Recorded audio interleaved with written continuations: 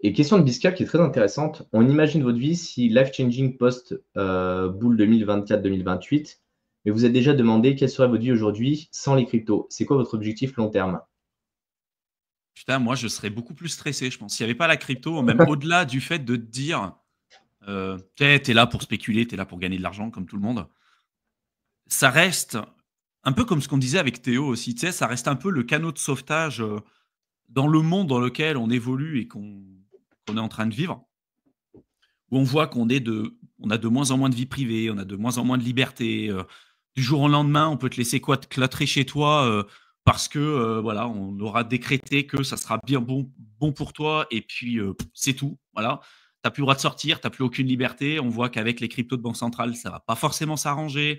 On voit qu'il y a plein de dérives aussi avec la cause écologique où on va utiliser une cause qui est noble, pas forcément pour des bonnes raisons. On va te dire, ah bah tiens, les émissions de CO2, bah, tu es responsable parce que tu respires, tu émets du CO2, tu prends ta voiture, tu prends l'avion. Et bah, si demain tu mixes ça avec les cryptos de banque centrale, et ben on va te dire, tiens, tu as déjà pris l'avion une fois sur les 10 dernières années, bah, ta carte, elle passera plus, ou ta bagnole, elle fonctionnera plus parce que tu l'as déjà utilisée trop de fois, parce que tu es responsable, toi aussi, du réchauffement climatique. Ou, tu vois, pareil aussi avec la bouffe. Ah bah tiens, t'as déjà bouffé de la viande de bœuf, et bah non, ta carte elle passera plus. Maintenant, tu vas bouffer de la viande d'insecte, tu vas bouffer du tofu, je sais pas trop, C'est la trop comme truc, tu stigmatisation vois. qu'il y a derrière, en fait. C'est la Ouais. stigmatisation qui pose problème. Et après, moi, c'est le jour où ils commencent à implémenter ce genre de choses, effectivement, j'aurais pas le choix, en fait. C'est que moi, ma carte, elle va plus passer. Je vais me faire toper tout de suite. Mm. Et ce genre de choses où ça passera plus. Et Et, et, et effectivement, pour c'est moi, ce c'est qu'il faut ça faire. le truc.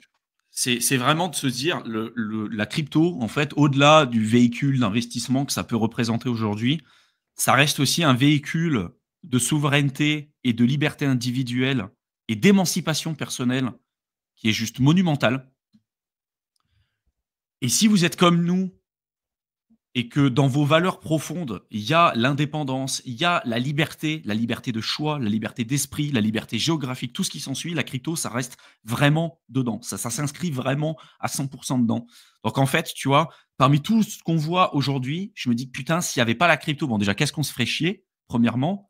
Qu'est-ce qu'on aurait fait nous? Parce qu'a priori, tu vois, genre, Ah, moi, j'ai une aujourd'hui, petite on est à idée. full-time crypto. Ouais, mais je veux dire, moi, j'ai une petite idée, mais après, effectivement, comme tu dis, l'ascenseur émotionnel, je pense qu'on l'aurait pas autant eu. Ouais. J'ai pas de secteur, en tout cas que je connaisse, où tu peux avoir un ascenseur émotionnel sur le long terme aussi important et Et un qui est aussi intérêt, captivant. aussi Aussi captivant, captivant. c'est ça, ouais.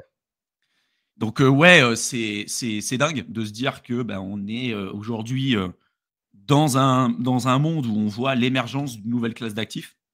A priori, dans votre vie, vous n'allez pas pouvoir voir énormément d'émergence de nouvelles classes d'actifs, hein. C'est très rare de pouvoir voir ça, donc c'est quand même un truc complètement fou.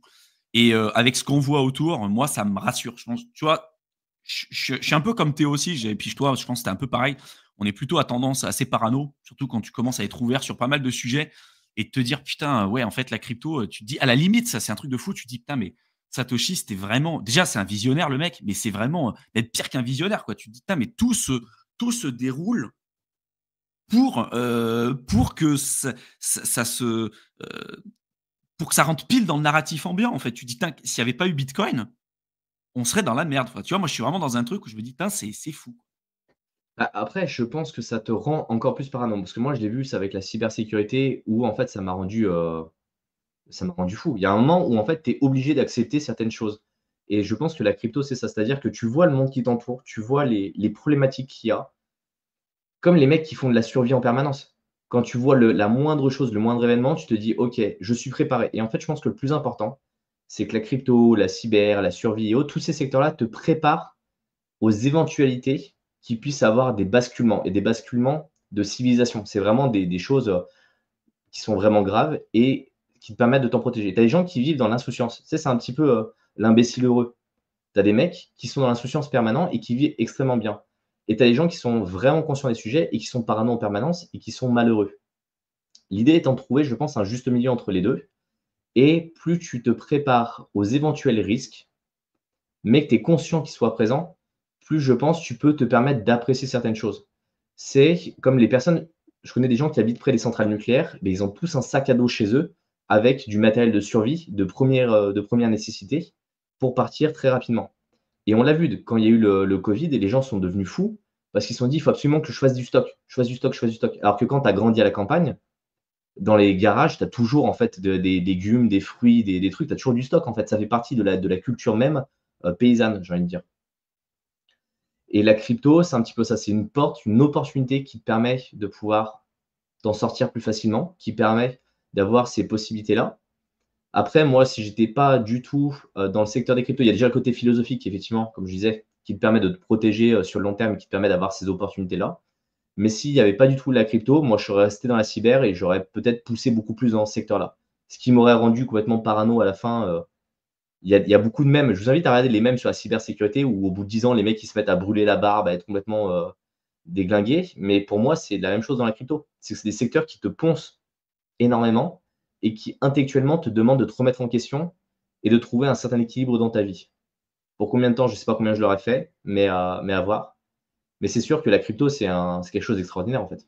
Bah D'un ouais, point de vue, vraiment, au-delà du véhicule philosophie, spéculatif, c'est un vecteur d'émancipation personnelle, de liberté et tout qui est monumental. Donc vraiment, c'est ouais, moi je trouve ça fou. Dites-nous les gars, hein, dans la section commentaires, les gars ou les filles, hein, dites-nous ce que vous auriez fait. Est-ce que vous auriez investi sur des bonnes obligations d'État long terme à 1% de rendement, 1-2% de rendement pour faire fructifier votre capital, ou si vous êtes aussi relativement content d'avoir du Bitcoin, de l'Ether et ce qu'on voit aujourd'hui en crypto, quoi.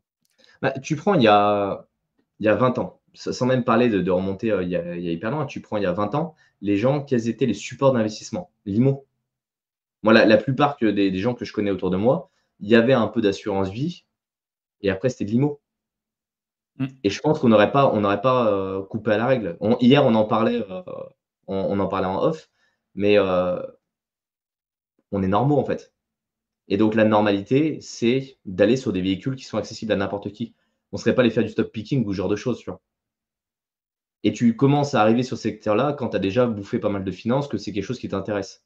Voilà, c'est Mais pas je le cas pense de que tout le ouais, monde, hein. Il y a quand même beaucoup de gens qui viennent en crypto parce que c'est leur premier véhicule d'investissement. Il oui, y a beaucoup de aujourd'hui, mais débutants. je veux dire, il y a 20 ans, quand tu avais pas la crypto, tu avais pas le choix. Ah oui, avant, tu n'avais pas le choix. Voilà, et c'est pour ça, c'est que la crypto, c'est une nouvelle opportunité qui a bousculé les règles, on va dire, du système, en termes d'investissement. Après, Yoel qui dit, moi, je suis dans la crypto parce qu'il me fallait de l'argent pour mon projet d'autonomie énergétique alimentaire. Ça, pareil, c'est des trucs qui se développent de plus en plus. Et moi, pareil, je suis dedans, dans la réflexion. Très bonne réflexion. Et très bon sujet.